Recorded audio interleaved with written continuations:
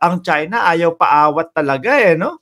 Grabe po ang ginagawa talagang panggigipit mga kababayan sa Pilipinas ng Republic of China, mga bossing. Ito po ang balita diyan. Isa na naman pong barko ng Pilipinas ang kanilang binangga, mga kababayan. Ako po ang masasabi ko ho dito, mga kababayan, pinipilit ho kasi nitong mga ito na ma-provoke ang Pilipinas upang sa ganon kumilos at gumante sa China upang sa ganon magbuka silang kaawa-awa kagaya po nung mga, di ba ganyan ang estilo po mga kababayan nung mga Kojik. Pakinggan po natin yung balita mga bossing. Chief Amo Sir Mando, shoutout sa iyo. Eric Sanchez, banat ng Estados Unidos ang international Pinundina ng Estados Unidos ang intentional na paulit-ulit na pagbangga ng China. Intentional, ayan, narinig nyo, balita mga kababayan. Intentional na ginawa po, mga bossing. Sabi ko nga ho dito pinoprovoke nitong mga ito ang Pilipinas para gumante. At tapos siguro ang gagawin ho nila, mga kababayan, kukuha na nila yung parte, na tayo po ay bumabanat na sa kanila. Ginagantihan na sila. Di ba? Tapos yun ang ipapakalat nila sa international media. Abang, aaga nyo namang magising. Tina B, shoutout sa iyo. Mando, Mirna F. Garrett, tuloy. Chinese vessel sa BRP Teresa Magbanwa na nakadaong sa Escoda Shoal noong Sabado, August 31. Biruin nyo ho, mga kababayan, nakadaong lang po. Nandun lang po. Ibig sabihin, hindi kumikilos, hindi gumagalaw, hindi naglalayag, mga kababayan. Ito yung sinusuportahan ng kabilang grupo, ng mga pogosisyon. Ito yung sinusuportahan nila na China. Kesyo daw tayo, ang ating Pangulo daw po, dikit ng dikit sa Estados Unidos, mga kababayan. Ayan po. Diba? Yung pagdikit ng ating Pangulo sa Estados Unidos, pagbalanse po, mga kababayan. Sino ngayon ang sumusuporta sa Pilipinas? Dahil dito po sa ginagawa ng China. Tuloy natin. Ayon kay Matthew Miller, tagapagsalita ng US State Department, ang unlawful claim ng People's Republic of China ng territorial sovereignty at agresibong aksyon sa pagpapatupad nito ay banta sa malayang paglalayag ng lahat ng bansa. Correct po. Hindi lang po Pilipinas. Hindi lang po porket Pilipinas lang po yung binangga, banta lang po sa Pilipinas, mga kababayan. Kapag nagpatuloy yung ganyang pagkilos nitong mga Chino, mga kababayan, ibig sabihin po, okay lang pala dito. Subukan naman natin dito sa Vietnam. Subukan naman natin dito sa Thailand. Subukan naman natin sa Indonesia.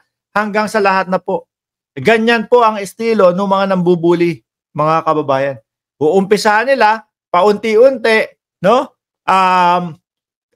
tawag natin doon, mga bossing, yung kumbaga parang sisindakin ka paunti-unti. Kapag kumagat sila o pagka hindi umalma yung kanilang sinisindak, tutuloy-tuloy niya yan, di ba?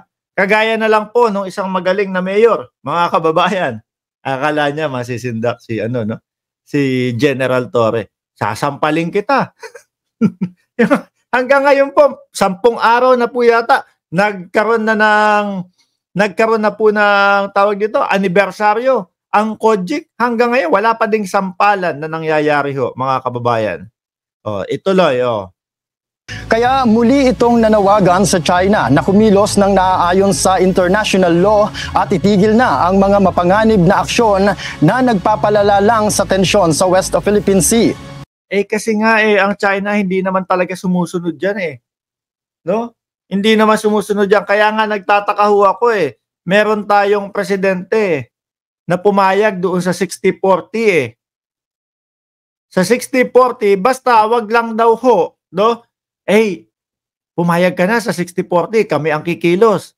60 sa Pilipinas, 40 sa China. Kami nakikilos, basta wag mo lang yung papel na yan na napanalunan nyo sa UNCLOS, wag mo nang masyadong babanggitin yan.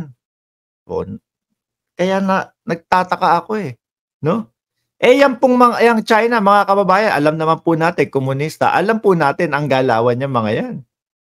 Mambubuli at mambubuli, manggugulang at manggugulang. Oh, buti na lang po naging presidente, no? Buti na lang po naging presidente si Ferdinand Bongbong Marcos Jr. Kung hindi po, mga kababayan, ano na po kaya ang Pilipinas? Malamang natuloy na. Natuloy na yung bulong-bulungan, mga kababayan, na Pilipinas, probinsya ng China. Kasi kapag yung mga ganyan, no, malamang sa alamang tayo pa o yung mga kasundaluhan pa natin o yung staff pa nung binanggang barko natin ang papagalitan ng dating Pangulo. Mga bossing, nakita nyo po ano po yung dating sinabi ng dating Pangulong Duterte?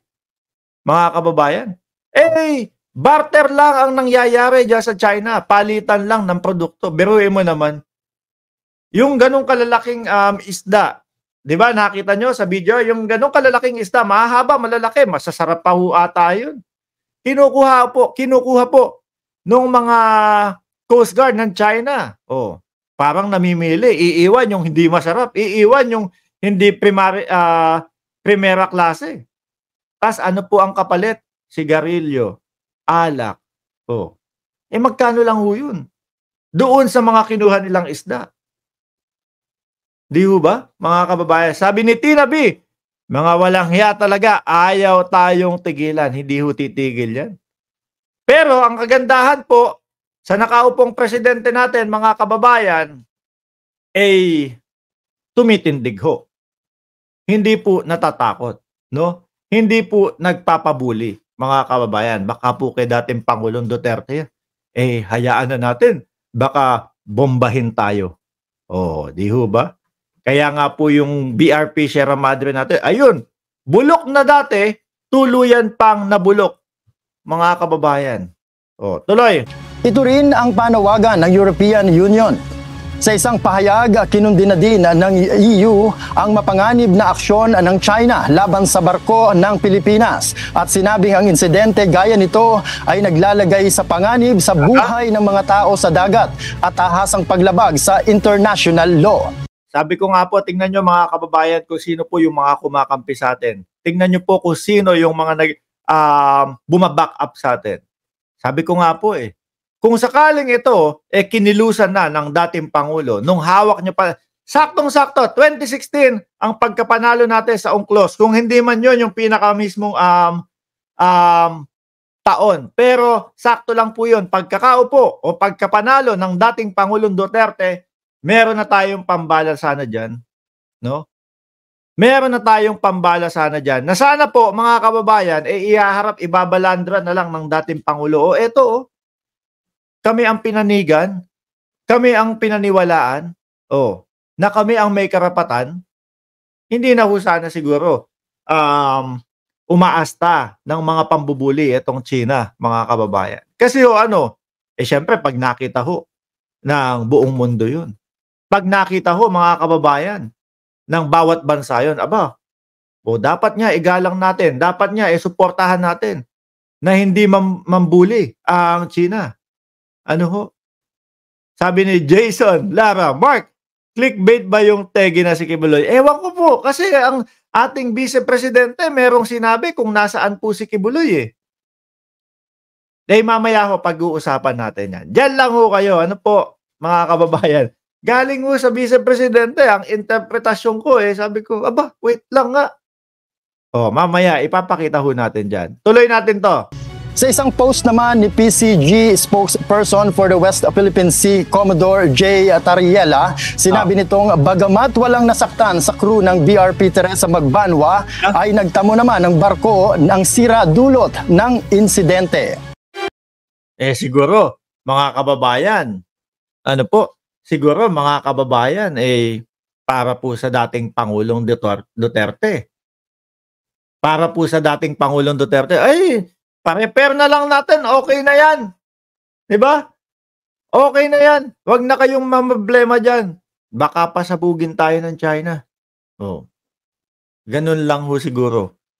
Pero tingnan nyo ho, unti-unting nasisira yung ating mga kagamitan. Grabe. Mabutit mabuti ho talaga mga kababayan na ang ating Pangulo ngayon ay tumitindig po pagdating po sa usaping West Philippine Sea.